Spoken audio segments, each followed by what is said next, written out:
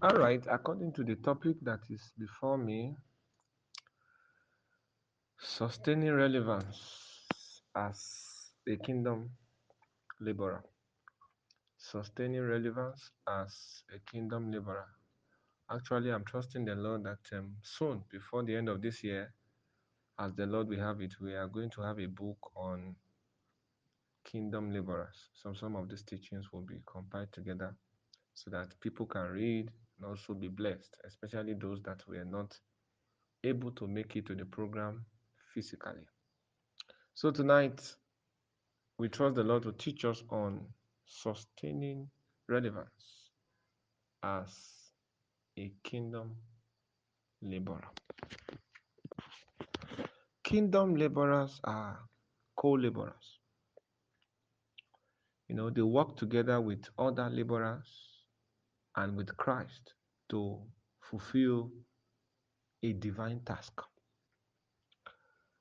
Well, it's important you know that you cannot work for God without God.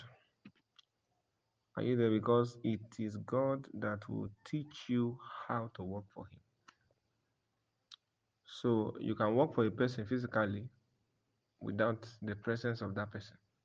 As a matter of fact, that's how the work is supposed to go.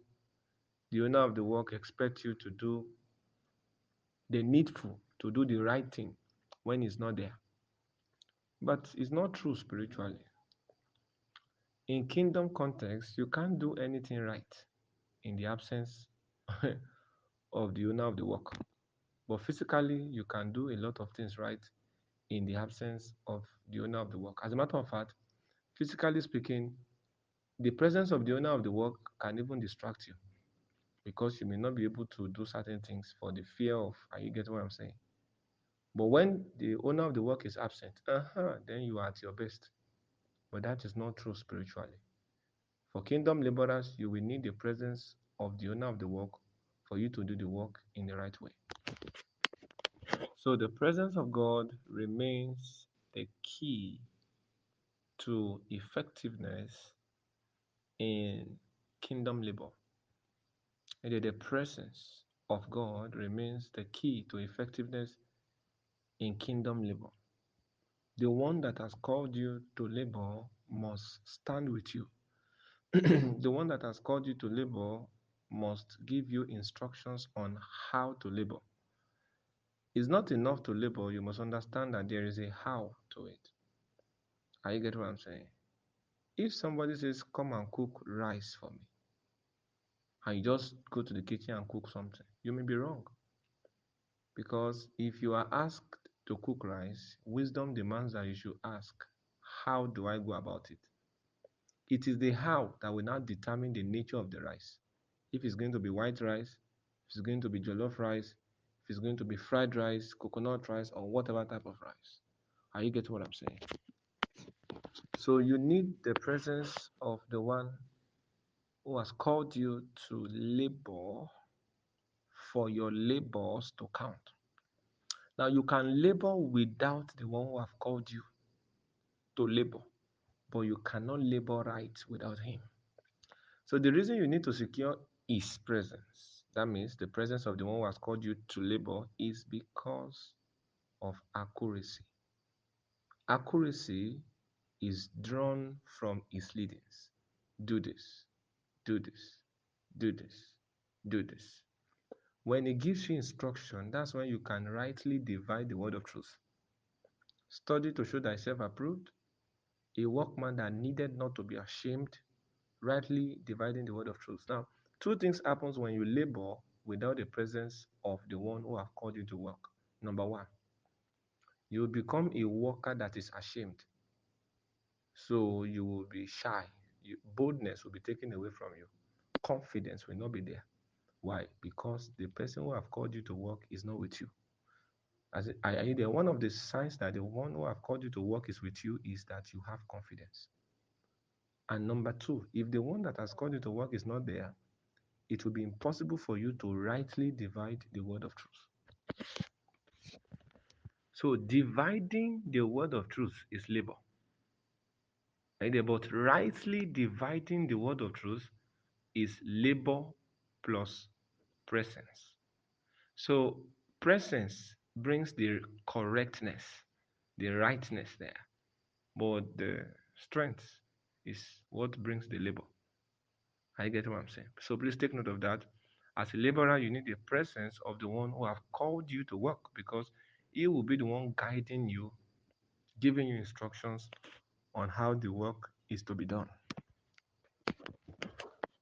All right. The Lord of the laborer is the King of Kings. Now, the first thing you need to notice is that kingdom laborers have a Lord. Are you there? So they don't work anyhow. The Lord is the one that gives them instruction. This is what to do. Are you there? Um, Most of the times I will come up to, most of the times when I come up to do, there's a particular teaching series that I used to do. I call it Crumbs from the Master's Table. It's a teaching series. Now, most of the times when I come up for that teaching series, I will say things like, well, today the Lord came to me. And that time I will come to teach another series. I will say, today the Lord came to me. Today the Lord came to me. Today, why the Lord was speaking to me. I'm used to saying things like that. Why? Because I have the presence of the one who has called me to labor. So, and because I have his presence, he can talk to me. So those things he is saying now helps me to know how to do what I've been called to do. Are you getting what I'm saying? So every laborer has a Lord. This Lord is the personality that gives them instruction, that guides them on the the work that they must do and their work. Are you there? This Lord guides them on the work they must do and the path they must walk. It's not the same thing. There is a work you must do and there is a path you must walk. Are you there? There is a work you must do, WORK, and there is a path you must walk. These two things are revealed by the Lord of the laborer. Are you with me? So, the Lord of the laborer is the King of Kings. So, if the Lord of the laborer is the King of Kings, what does it mean? It therefore means that every laborer is actually a king, because the Lord of the laborer is the King of Kings. Are you with me? So, from here you can come to a conclusion that a true laborer is not without a Lord.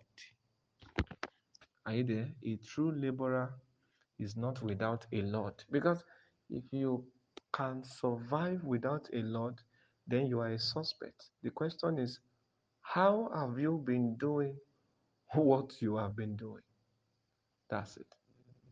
You cannot be leading the people of God without a word from the Lord.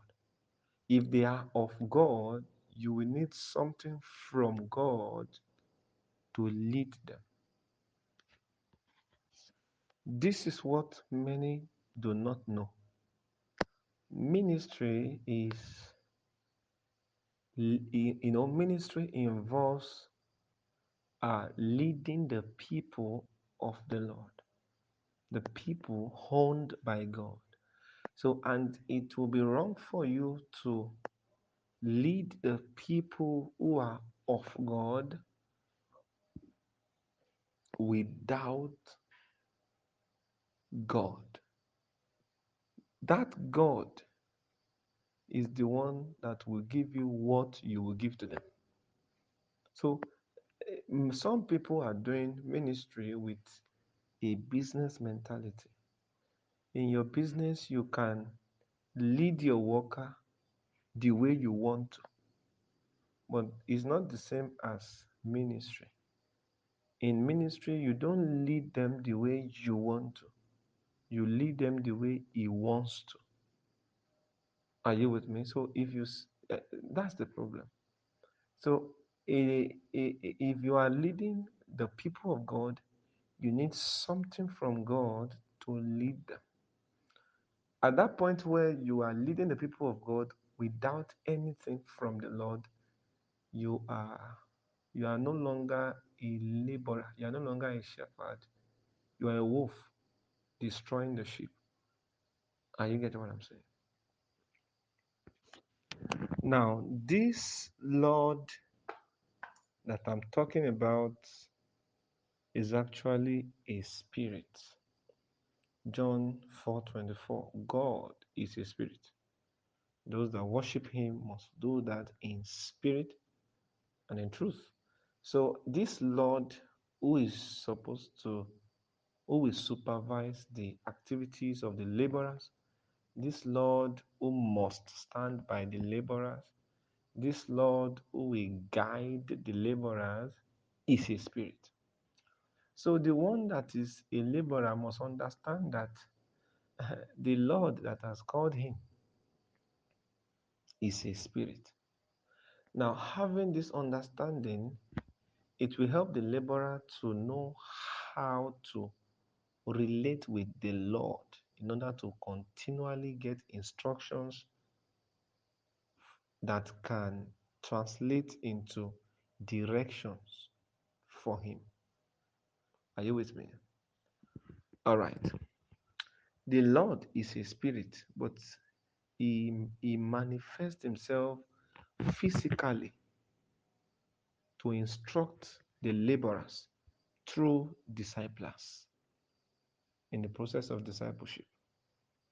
Are you getting what I'm saying? So, though he's a spirit, but he manifests himself physically to instruct the laborers through disciples in the process of discipleship. Are you getting what I'm saying? When you are dealing with the spirit, you need to be careful because there are many things you will do that you will expect the spirit to react, that it will not react. And you may continue to do something wrong over and over again, and the spirit will not react. As a matter of fact, it will look like nobody is looking at you. That's the danger of working with the spirit, because you can be lost if care is not taken. So many people think because they did something and God did not say anything about it, is a sign that they are right. That's not true. Are you there? For the fact that God is silent on something that you have done does not mean He is endorsing it. Does not mean He's saying go ahead. Are you getting what I'm saying?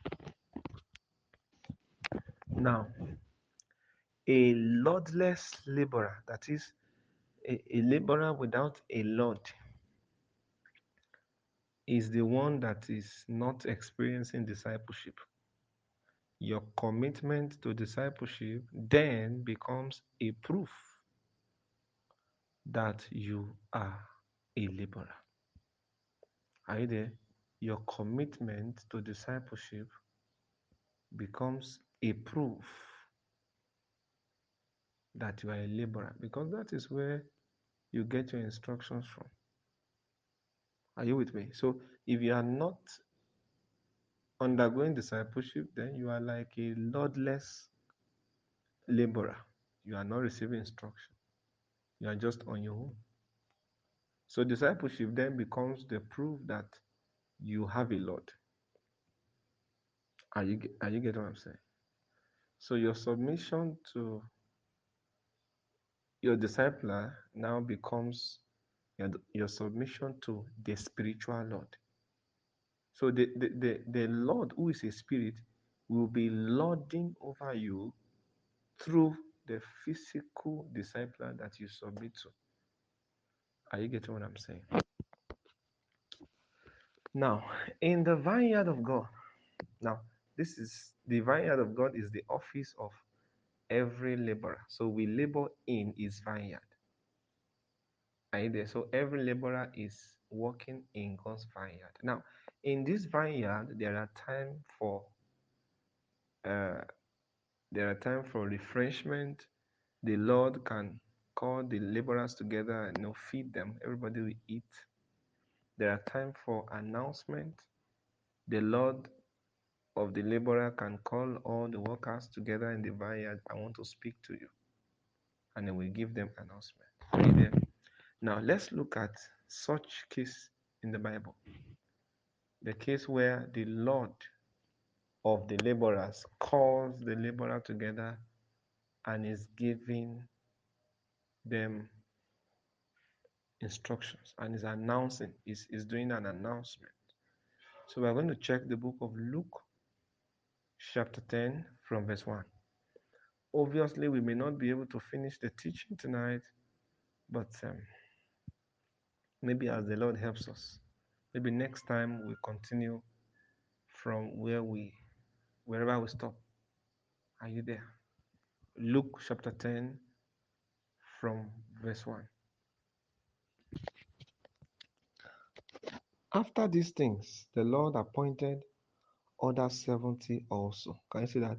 He appointed other 70 also, meaning that after these things, the Lord added 70 more laborers to the one that they have already. That's what it means. So, and sent them two and two before his face to every city and place whither he himself will come. Now, Jesus will go to. Now, what is happening here is this: Jesus selected 70 people. He now paired them two, two. Are you there? So, those 70 people were selected, but those 70 people became 35 groups. Are you there? The 70 people became 35 groups because he had paired two, two, two. So, two people now became one. That's a symbol of unity. Are you there? The Lord loves to pair laborers together, and is still pairing them even till today. Now, pairing here has to do with working together, partnership. A ministry cannot stand alone without partnering with other ministries. Are you there? So when a minister is trying to say everybody is fake, if everybody is fake, then you are a suspect. Are you getting what I'm saying? Because the one that has called you will always peer you. That means there's a need for you to partner with others. Are you there? Who have the same vision, who are working in spirit and in truth. Are you getting what I'm saying? So another thing that the Lord does is this: anytime He's recruiting laborers, anytime He's bringing in new laborers, it takes time to orient them. So Jesus added 70 more laborers to the ones that are on ground. He paired them in twos. Then let's look at the next thing He did. Now, before we go to verse 2, the Bible says He paired them in twos and He sent them to the city before He Himself will now come there, meaning that they acted as His forerunner. That is what ministry is. Every minister is a forerunner of Jesus. That's why we are preaching Jesus. Why are we preaching Jesus? We are preaching Jesus so that the world can be aware of Him. Why? Because He is coming. If Jesus comes now and nobody is aware of Him, nobody will go to hell because sin will be normal.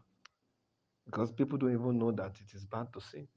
People don't know there's Jesus anywhere, so you can't judge. It means God cannot even judge the world because He has not given us instruction. So God now appointed people, and that's why you have received a calling. Are you there? That's why you have been called. That's why you have been saved. You are saved to be sent. You are saved to be sent. So He saved you because He wants to send you out. And sending you out as what? As a forerunner. Every true ministry must function as a forerunner of Jesus. What does it mean to be a forerunner? A forerunner is that person that goes ahead to make announcement of the master's coming. For instance, if I want to go to a place, maybe I want to go to Lagos, for example, I can send a forerunner there.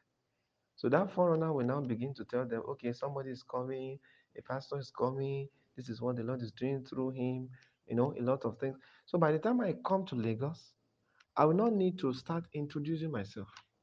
The people will welcome me, they will relate with me as somebody they had known for long. I will not look like a stranger to them because the foreigners have done a good job. So every Christian must function as a forerunner. Your job is to make Jesus known. Your job is to create the awareness of his coming. Your job is to decrease for Jesus to increase. Are you getting what I'm saying? So Jesus will come. There's the second coming of Christ. But before the second coming of Christ, God has selected certain people to act as forerunners. You, that you are listening to me now, and even me that I'm talking, we are all forerunners.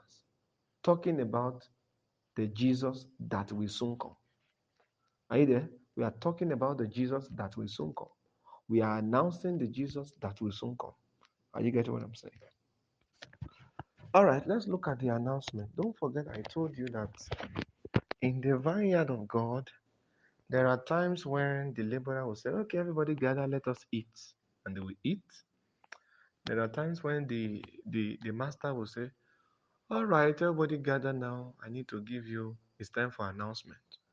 So what the Bible recorded in the book of Luke chapter 10, according to the scripture that was attached to the theme for this message, what the Bible recorded here was an announcement, was a case of when the the the Lord called the laborers together and he was giving them instructions.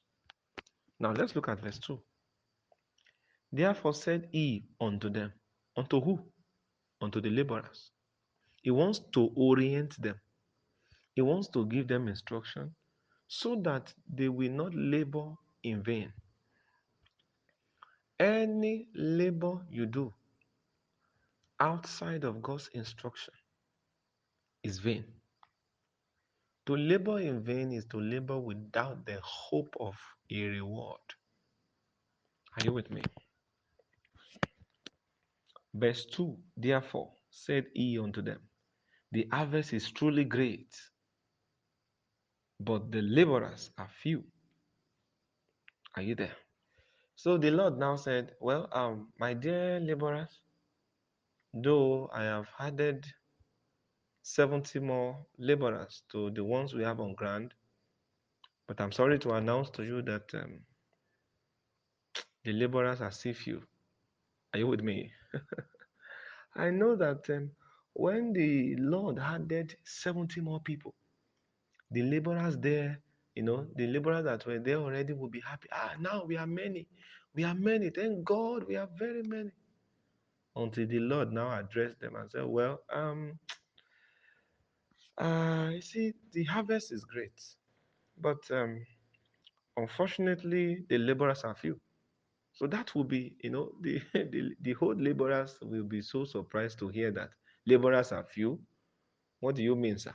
After you added a new 70, another 70, they are still few. Yes, that's the truth. Now, if I may ask you, why are the laborers few? The laborers are actually few because the harvest is great. A great harvest requires great laborers. Now, the word great as used there is a number. Are you there? So the harvest is great means the harvest is plenty. The harvest is uncountable. But unfortunately, the laborers we have are countable. So this is more or less like a disadvantage. That's what the Lord is trying to say. Now let's continue in that verse 2. The harvest is truly great, but the laborers are few. Can you see that? Now look at this. Jesus said the harvest is truly great. What does it mean? That statement Jesus was saying was a confirmation of what the laborers were saying. So that means when Jesus added the 70 new laborers to the ones that were there before, the laborers were saying, thank God, now we are many. Yes, we are many. We are many. Now we can walk with this great harvest. Though the harvest is plenty, but now that 70 more people have been added to us, I'm sure we can do everything. So when Jesus came, Jesus marked out of two questions, they got one. So they got 1/2. When they said the harvest is great, that one was correct. But when they said, now that 70 people have been added, now we are enough, we are sufficient, they missed that one. So that was why Jesus started by saying, the harvest is truly great. That means that statement you made is correct by saying the harvest is great. So the word truly great means Jesus was confirming the thought they were thinking. So the harvest is truly great. That means by referring to the harvest as a great one, you are correct. But there's another part you got wrong. You are rejoicing that the laborers are many. But because that your action is wrong, because as far as the Lord is concerned, the laborers are few. This is why you must work with the Lord to labor productively. Because if you are not getting instructions from God, you'll be rejoicing when you are supposed to work more. You will rest when you're supposed to work.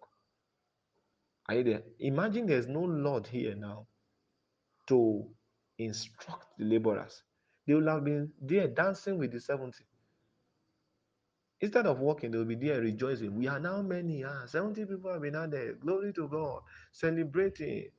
Meanwhile, even the laborers, what they think is enough is not enough. So, still in verse 2, the harvest is truly great, but the laborers are few. Pray ye therefore the Lord of the harvest that he would send forth laborers into his harvest. So the first time the Lord gave the laborers a prayer point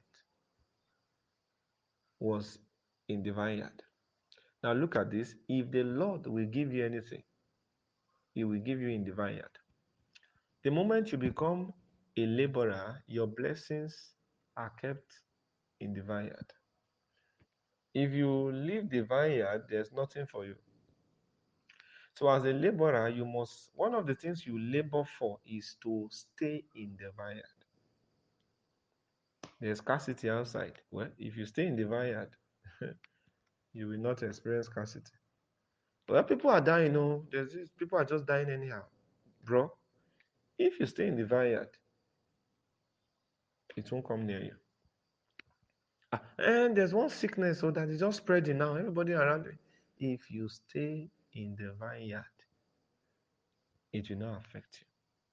So Jesus, the Lord of the laborers, gave the laborers an instruction. And where? He gave them in the vineyard. So everything happening here is happening in the vineyard. So if you are a minister and you are complaining that I've not been hearing God, I've not, sir, hello ma, before you begin to lament, check where you are. If you are not hearing God, you are not getting instruction from God, it can be a sign that you have journeyed away from the vineyard. That's it. Now let's move to verse 3.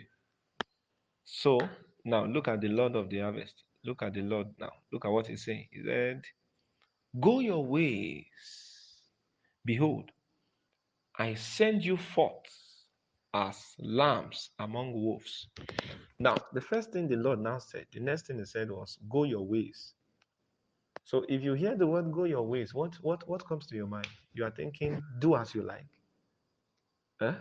Is he saying, Just branch anywhere you want to go to. Just go to anywhere. Pick any location. That's not what he's saying.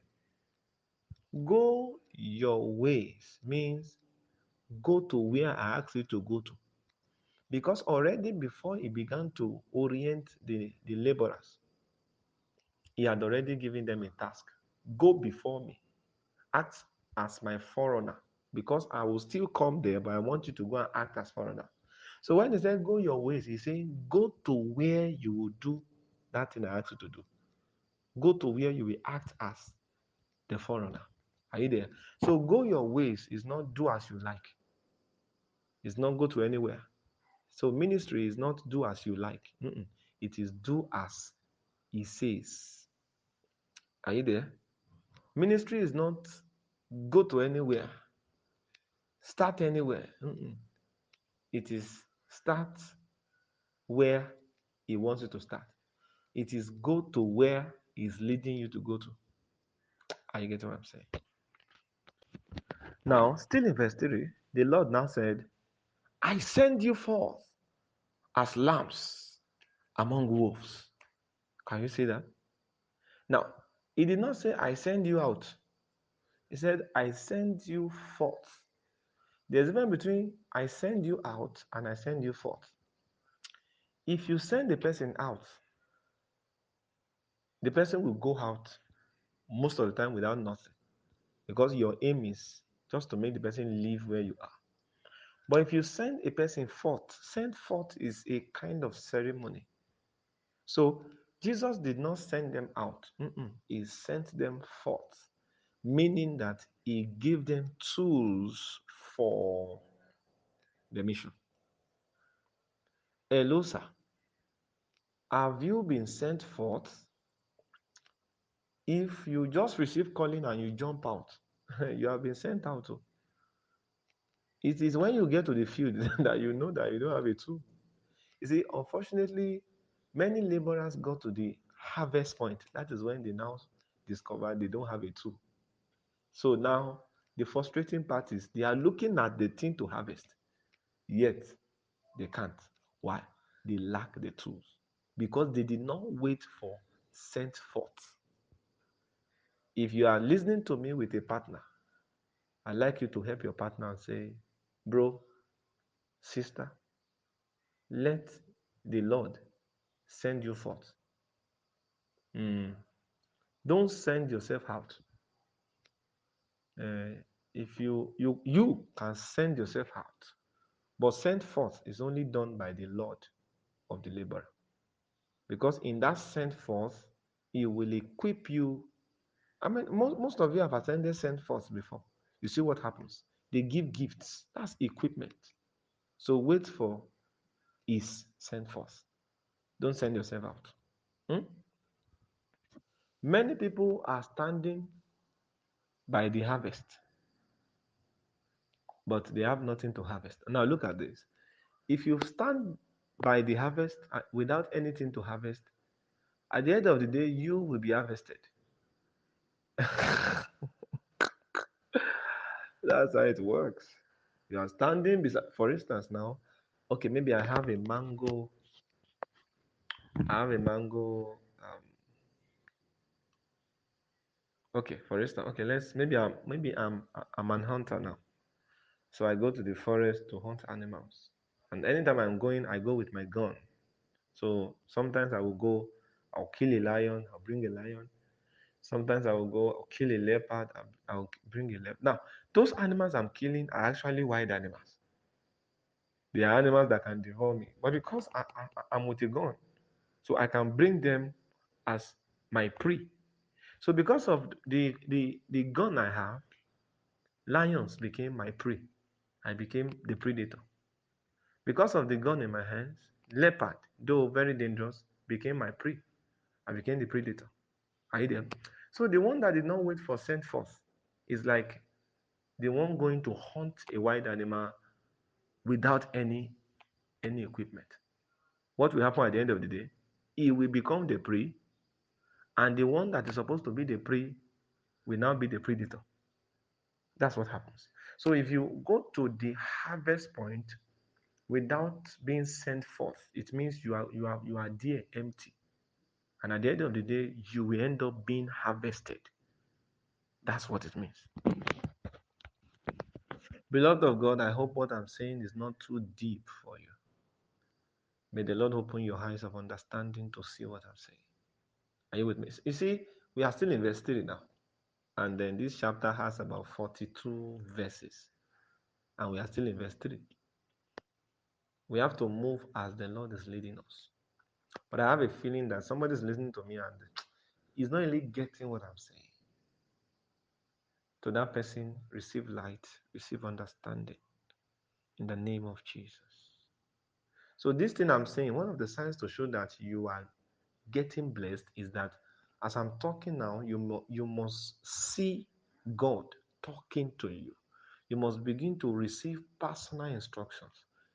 If these things are not happening, well, maybe you're just there wasting your data. So if you are not receiving personal instructions, I think you need to pray and say, Father, help me to understand. And for some of you on the group, you will need to listen to this audio again. Somebody say, but I've listened once. You will need to first go and pray for like 30 minutes. Then come and listen again. You will now see. You will see why I said you should listen again. Some of you will not understand what I'm saying in the first hearing. Yes, you need to hear it again. Some of you, your understanding will come to you in the second hearing. And for some of you, understanding will come to you in the third hearing. The Bible says, once have you spoken? How many times did I hear? Twice. Meaning, God spoke once, but I heard twice. What does it mean? He sent his word through his ministers. The first time I was listening, I did not get it. So I listened again. And when I listened again, I got it. That's what it means to hear twice. For some of you, God may speak once, but you may have to hear 3 times. That means the understanding of that word came on the 3rd time. Either came to you the 3rd time you were going through that same thing. So some of you will need to listen once. Some of you will need to listen twice. Some of you will need to listen 3 times. Take note of that. So now the Lord is still, you know what? How I wish I have like 2 hours to do this teaching. We should go the way we are, because our time is fast spent now. There's no way I have to round off. I have less than 10 minutes now. Well, how I wish I have 2 hours. Just be doing the teach. Are you there? We'll just be digging this thing, digging it, digging it. But time will not allow us. All right, let's go to verse 4. So the Lord is now, some of you, now, there's somebody listening to me now. As I'm talking now, you are not here. What is happening to you is not like somebody hearing. You are seeing. It's like you are watching a movie.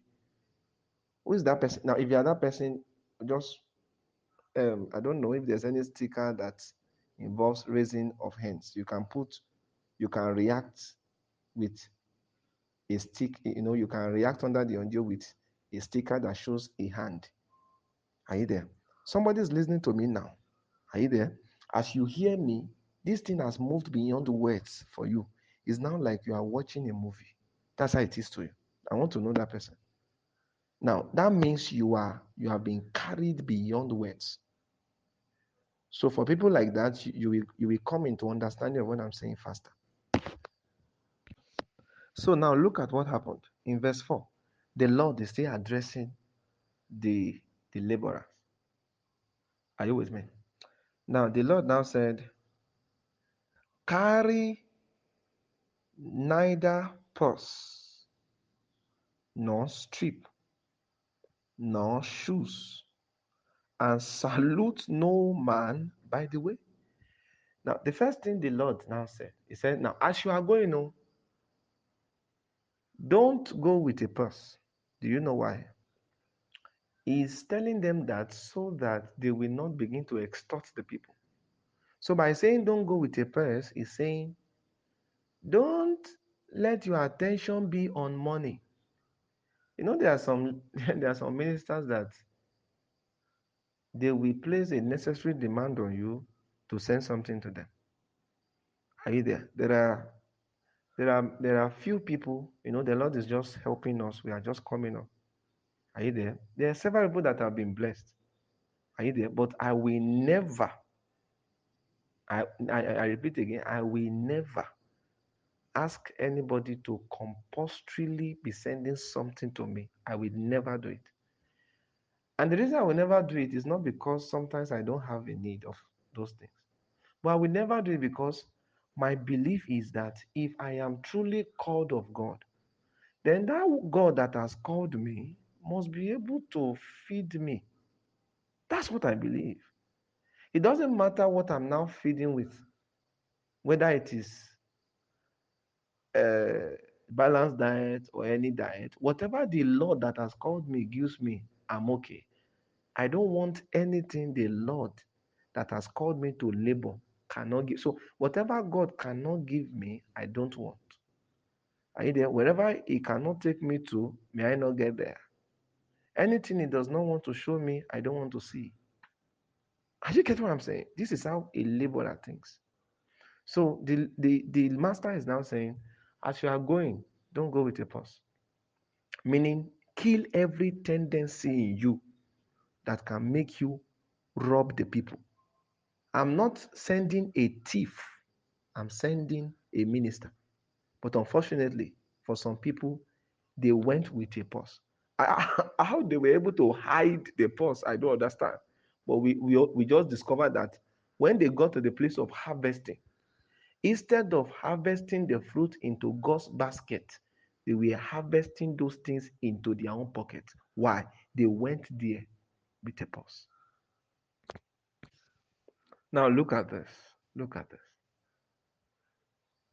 A young sister came to you, a minister. You already have a wife anyway, and you have given birth. A young, vulnerable sister came to you, very beautiful and innocent sister, came to you and said, Sir, I'm looking for a husband. Please pray for me. You now use the vulnerability of the lady to deceive her. So you now began to sleep with the lady, telling her that that God will, God will, God will bring husband. Some people came to you trusting God for the fruit of the womb. You slept with them. And then by sleeping, you told them that by sleeping with them, the Spirit of God in you will enter into their womb and they will give birth. Now, that thing you are doing, you are harvesting those people into the purse. Because that's why the Lord said, don't come with a purse. He knows you have tendency of smuggling a purse. So he said, keep your purse. This thing I'm sending you to do, don't go there with a purse. But unfortunately, we ended up going with a purse. So souls that were supposed to be harvested into God's basket, we are putting them in our own purse. That's why a virgin will come to a minister. The same minister will go and disflower the girl. A rich man will come to a minister. The same minister will drain the man until the man becomes poor. There are certain rich people now that the minister they met is the one draining them. They will call, hello, send this money. They want to do harvest. He's the one that will be the chairman. They are just putting something on his head. They don't. Once there are some minister, once you tell them you have one money like this, the money will disappear because they will place a burden on your life that will take away that thing you think you still have. You know why? It's not their fault. They have disobeyed the Lord of the laborer. How? They came with a purse. Listen to me. When you come with a purse, it's natural. You have to feel it. That's why the Lord is saying, don't go with a purse. Now, if you don't go with a purse, you have only one thing to feel. That's God's basket. But if you go with a purse, you have two things to feel.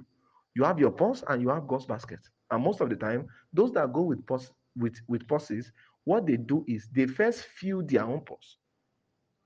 And unfortunately, the purse you go with will never be filled. So it means that you can spend 20 years in ministry and yet God has not profited once. That's the problem. Lastly, my time is, see now, that's what I'm saying. My time is fast spent. Lastly, um, in verse 4, he said, salute no man by the way. What does it mean? He said, what he's trying to say there is uh, don't be moved by personalities. There are people that when corrupt people come to their assembly, they will come and give them seats on the altar. Are you there? They know these people are corrupt people. They will give them seats at the altar. They will even give them mic to speak to the people of God. So the corrupt man came to the assembly. Are you there? Instead of him to be humbled, they will now give him mic to address the saints. You know what they are doing? They are disobeying what the Lord said in number 4. They are saluting man by the way. By the way means in the process of doing the ministry. So when you are in the process of doing the ministry, the Lord said, "Don't salute any man." Don't be a respecter of persons. Am I saying we should not respect authorities? Of course we should. But when we see those who are not submitted to the authority of the scriptures, there's no point asking them to address the saints. For what reason? What did they have to say? May the Lord help us. My time is fast spent. God bless you all. Well, if a laborer wanders out of the vineyard, there's still a chance for the laborer to come back to the vineyard. The Bible illustrates that scenario with the story of the prodigal son. The prodigal son is an example of a laborer who left the house, the vineyard, and when you know, when wisdom came to him, he returned. Are you getting what I'm saying? So if a laborer has wandered out of the vineyard, he or she can still return. But the first thing is repentance must take place. You must know you are wrong. When you know you are wrong, it becomes easy for God to accept you. So all such a laborer will need to do is just to acknowledge that he or she is wrong and genuinely go to God and say, "I'm sorry." Are you there? That's all. But without acknowledging that you are wrong, still claiming right, of course, you have to stay outside. Well, if you are sent out, you are already sent back already, because the Lord will not send you out, He will send you forth. I mentioned that while I was doing the teaching. The Lord sends people forth. Send out means you went without tools. Send forth means you went with a tool. It's not the same thing. So the one that is sent out is not even a laborer. And if he goes to the harvest site, he will only be frustrated because he will only be looking at the harvest, yet with nothing to harvest them. Are you getting what I'm saying? So that's it. If you are sent forth, that means you have a tool. Are you getting what I'm saying? So I hope I've answered this question, but I think you need to rephrase it just in case I've not answered it the way you want it to be. An abandoned and a borrowed vessel is that vessel that smuggled a purse. Are you there? That's why the Lord is giving instruction. He said, don't go with a purse. Oh. Now, why do you think the Lord is asking them not to go with a purse? Because if they go with a purse, the purse will distract them. They will no longer bring soul into God's basket. It will be about the purse they came with. Are you there? And if what you are feeling is your purse, you will soon become an abandoned vessel. So many people became abandoned vessel because they went with their own purse. Since they were not filling God's basket, and all they were doing is filling their own purse. So of what use? They will be abandoned. That's it. So if you notice in the book of Luke chapter 10 from verse 1 where we read, and where we are still reading, um, in verse 1, the Lord, called the 70. And then the Lord was now giving them instruction from verse 2 to verse 16. He called them in just a single verse. Then he used 15 verses to instruct them. What does it mean? God can call you in one day, but your instructions for that call will be throughout your lifetime. So the days of instruction is actually much more longer than the day of the calling. Are you getting what I'm saying? Instruction is throughout a lifetime. Calling is just once. Calling can happen in a day, but instruction is throughout a lifetime. You keep taking instructions. Are you getting what I'm saying? Now, verse 5. And into whatsoever house ye enter, first say, peace be to this house. Now, what is Jesus saying? Jesus is saying, as a laborer, anywhere you enter, enter with the message of peace. That's what he's saying. Peace be to this house means salute the people. Don't act like, you know, you are the lord of the house. No. There are some people, there are some ministers that they will come to your house and they are lording over your wife. It's not right. Salute them. Saluting there means, stay in your place. When people bring you into their house, maintain your line. Don't cross your boundaries. The Bible says the husband is the head of his wife, not the head of every wife. So, as a laborer, if you are brought into a family, don't try to lord over. No, don't cross your boundary. That's what it means to salute here. Because there may be cases where some people will have to bring you into their house so that you will not scatter the house before you leave. Verse 6. If the Son of Peace be there, your peace shall rest upon it. If not, it shall return unto you. So Jesus is now saying, if you enter into a place and you say, peace be with you, if the people are peaceful, then peace will come upon them. And if they are not peaceful, then the peace will come upon you. What does it mean? If you go to a place and you show them peace, you display peace, if they respond to you with peace, that's your peace, you know, we make a way for you. But if you show them peace and they respond to you with war, your peace will come back to you, meaning you have to leave that place.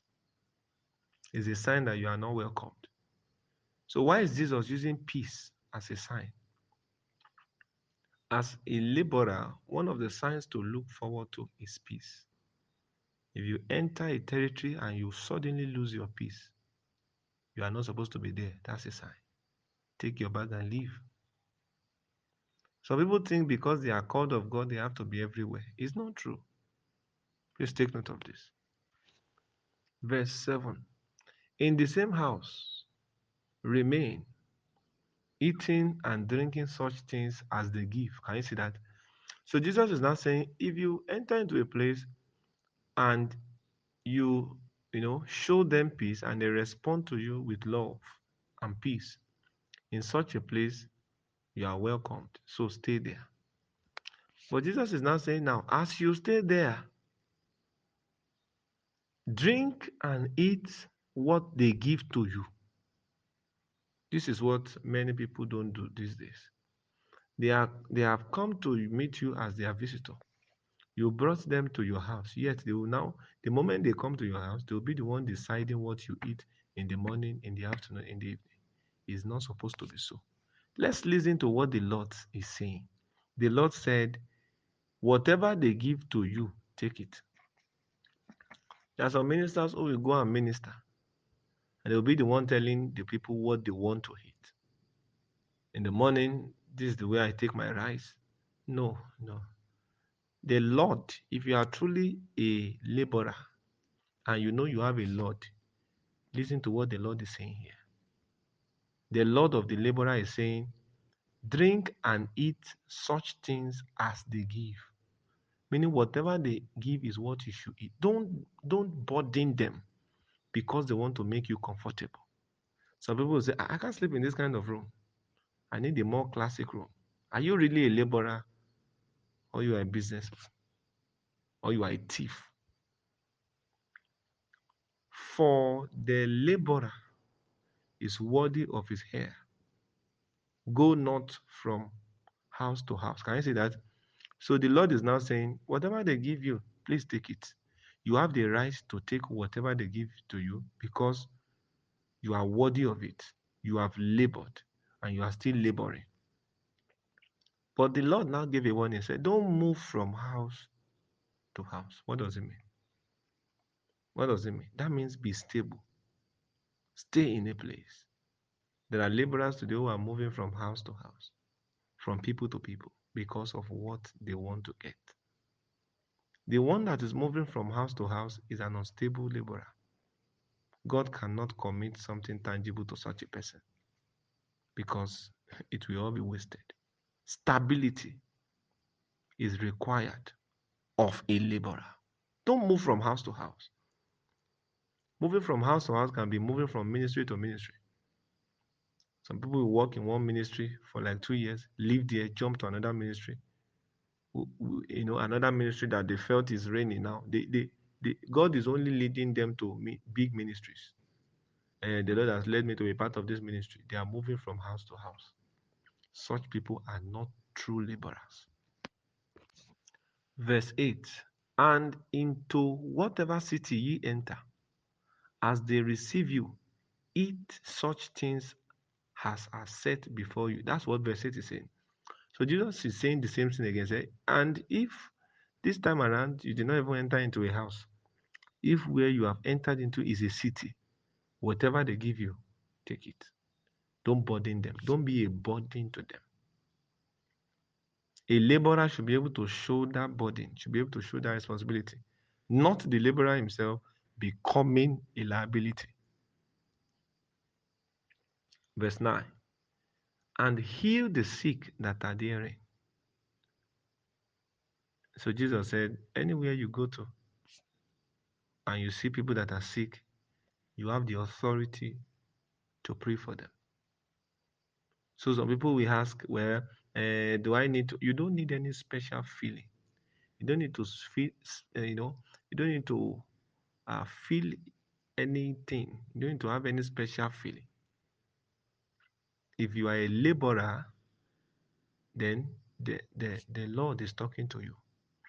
Every true laborer have the right to pray for the sick because the Lord has instructed them to do so. So you don't need to say you need one special anointing. The anointing you need to heal the sick is in your calling as a laborer.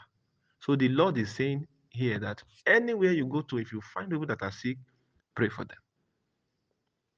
You are not the one to heal them, but your obedience can produce the healing they need. Just pray for them and see how powerful obedience can be. Verse 9, the kingdom of God, okay, and say unto them, the kingdom of God is near unto you. So the Lord said, after healing them, don't leave them to go back to sin. Heal and teach. Heal and teach. Don't do heal and leave. Most of the time, what some people do is heal and leave. They heal sinners and leave them in sin. That's not the method. Jesus said, heal the sick and say unto them. Who are the them? The people you have healed. Say unto them, let them know that the kingdom of God is closer to them. Heal them and teach them. Heal them and save them. Heal them and show them Christ. That's the formula. Verse 19, behold, I give unto you power to tread on serpents and scorpions and all over the power of the enemy. Nothing shall by any means hurt you.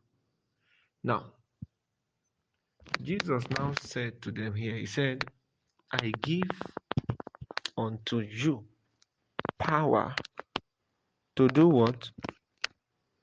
Power to tread on serpents. The question is, what is he saying? What he's trying to say here is just a reminder of what he has already given to them. This power had already been given to them in verse 9 when he said, heal the sick.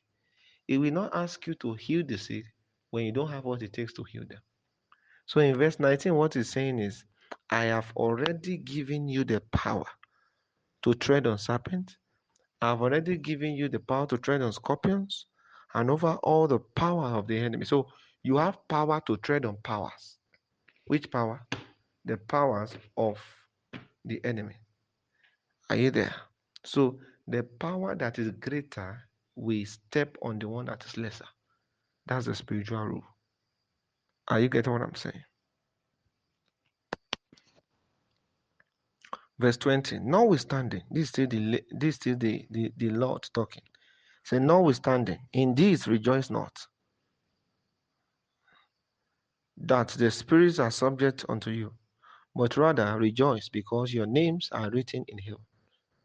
Are you there? So what is Jesus saying? Jesus now tell them, he said, well, as a laborer, all these things you see should not make you rejoice. You are casting out devils. Those ones are minor things. It's a normal thing because you are a laborer. But what should make you happy is that your name are already written in heaven. So he's not saying rejoice when your name will be written. He's saying you rejoice because your name have already been written. So there are two things you have. You have a physical victory, the one you can see because you cast out devils. And another thing has already happened in heaven because your name are already written in heaven. So let the one that happened, the victory that I secured for you in heaven by inputting your name in the heavens book, make you rejoice, not this one that you are seeing on earth. That's what Jesus is trying to tell them. Verse 21. In that hour, Jesus rejoiced in spirit and said, I thank thee, O Father, Lord of heaven and earth, thou hast hid these things from the wise and prudent, and hast revealed them unto babes. Even so, Father, for it seemed good in thy sight. Can you see that? The Bible said Jesus rejoiced in the spirit. When he rejoiced in the spirit, when the Bible said Jesus rejoiced in the spirit, you would think he will go and get a bottle of Coke, buy bread, get suya, just be eating anyhow. No. The Bible says Jesus rejoiced in the spirit, and the next reaction was to begin to pray. He began to do prayer of thanksgiving. So that's the right way to rejoice. Some of us, because we are joyful now, we are misbehaving. No. Your joy should help you to behave. Any joy that is making you misbehave is not from God. Are you getting what I'm saying? So please take note of that. Verse 22. All things are delivered to me of my Father, and no man knoweth who the Son is but the Father, and who the Father is but the Son, and he whom the Son will reveal him. Can you see that? So the Lord now said, now, as a laborer, you must understand some things. Number one, he said that in verse 21, he said, there are some things that God have hidden from the wise men, the prudent men of this world, but he has shown it to you. Why? Because you are a laborer. So one of the reward of a laborer is the secrets of God, the mysteries of God. If you want to find the mysteries of God, go and meet a kingdom laborer. They have it. They have it. Verse 22, it now says, nobody knows, you know, no one knows the Son except through the Father. And nobody can know the Father except through the Son. Can you see that? So it now said, if you want to know the Father, go and find the Son. If you want to know the Son, you have to acknowledge the Father. He now said, he made a statement, he said, anybody that wants to know the Father, then for such a person, your desire is not enough. The Son must be willing to help you. The Son must be willing to reveal the Father for you to access the Father. Are you getting what I'm saying? So there, Jesus was also saying, the only person that knows the Father is the Son. And the only person that knows the Son is the Father. So Jesus was telling them, he said, well, though you are laborers, but there are still certain dimensions of me that you do not know. But my Father know, the one I'm working with. Can you see that? So you may think you know God, but that thing you know is little to be compared to who God is. God is more than what you think you know. God is more than the information you have of Him. Are you with me? Verse 23. And he turned unto his disciples and said to them privately, Blessed are thy eyes, which see these things that ye see. Can you see that? So that means the eyes of a laborer is blessed. Yes. The eyes of a laborer are blessed eyes. Why? Because they have seen the Lord. They have seen the deep things of God. Verse 24.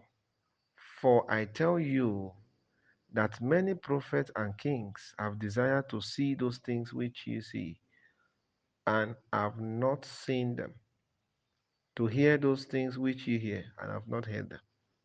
Can you see that? What have they seen? They have seen the power of God at work. What have they heard? They have heard God directly from the mouth of Jesus. So these things makes them blessed. So that means a blessed man is the one that can see God and can hear God. Are you there? That's also another dimension of being blessed spiritually. Verse 25. And behold, a certain lawyer stood up and tempted him, saying, Master, what shall I do to inherit eternal life? It happens to be that unfortunately, when um, the 70, when they came and they were giving their feedback, some people also gathered who were not laborers. Are you there? So those who were not laborers now asked a question from Jesus. And now this question is not towards getting answer, it's towards tempting Jesus. A laborer does not tempt the Lord. No. Anytime you see somebody tempting the Lord, just know that is somebody who is not, that person is definitely not in the vineyard. A laborer can also tempt the master if he's not in the vineyard. One of the signs to show that you are out of the vineyard is that instead of you to obey the Lord, you begin to see things to tempt the Lord. Lord, if you are sure that you are the one that is talking to me, okay, Lord, I've heard you. Okay, show me some signs for me to be able to, I want to be sure. I want to be double sure that you are the one. Can you see that? That can be a sign that you are not in the vineyard. Verse 30, and Jesus answering said, okay, verse 29, but he, willing to justify himself, said unto Jesus, who is my neighbor? Can you see this man? He's a lawyer, so he's using the wisdom of lawyer to attack Jesus. So, okay, who is my neighbor? Now, Jesus now answered him with a parable. And Jesus answering said, a certain man went down from Jerusalem to Jericho and fell among thieves, which stripped him of his raiment and wounded him and departed, leaving him half dead. And by chance, there came down a certain priest that way, and he saw him and passed by on the other side. Can you see that? Now, from verse 30 to verse 36, Jesus was now narrating the story of the Good Samaritan. And in verse 36, because of time, he said, which of these three, which of these three, thinkest thou was a neighbor unto him that fell among the thieves? And he said, he that showeth mercy unto him. Then said Jesus unto him, go and do likewise too. Can you see that? When the man was wounded by the thieves, the one that helped him was the one seen as his neighbor. So whoever helps you in the time of need is your neighbor. You need support. Whoever gives you support is your neighbor. Are you getting what I'm saying? That's it. Remember, your neighbor is anybody apart from you. So whoever helps you, this is another dimension of it. Whoever helps you in time of in the time of need is your neighbor. Such person, you need to love them the same way you love yourself. Are you with me? When he's saying love your neighbor as yourself, he's now saying that the one that has shown you love, the one that has supported you when you need support, has become your neighbor on the strength of the kindness they have shown to you. So, such people, love them as you love yourself. Are you with me? Okay. Verse 38. Okay. So, from here, let's go to the last verse. Okay, let's go to the last two verses. Verse 41. So, Jesus answered and said to Martha, he said, Martha, Martha. This happened when Jesus came to visit Martha and Mary. So Jesus said, Martha, Martha, thou art careful and troubled about many things. But one thing is needful, and Mary hath chosen that good part which shall not be taken away from her. So a laborer is that person who has recognized the one thing that is needful and have chosen the good part. And this good part they have chosen cannot be taken from them. So the testimony that Mary had is the testimony that a laborer have. They have chosen a good path that nobody can take away from them. A laborer is that person that is always at the feet of Jesus, at the feet of the Lord, getting instruction, getting direction. Are you getting what I'm saying? So those who are outside of the vineyard are like matter. Why? Because they are busy with so many things. When you come into the vineyard, the only thing you will see is one thing that is needful. In the vineyard, you are not busy with so many things. You are focused on one thing. But once you move away from the vineyard, now you have many things. And that's the beginning of confusion, frustration, and distraction. May the Lord help us in Jesus' name.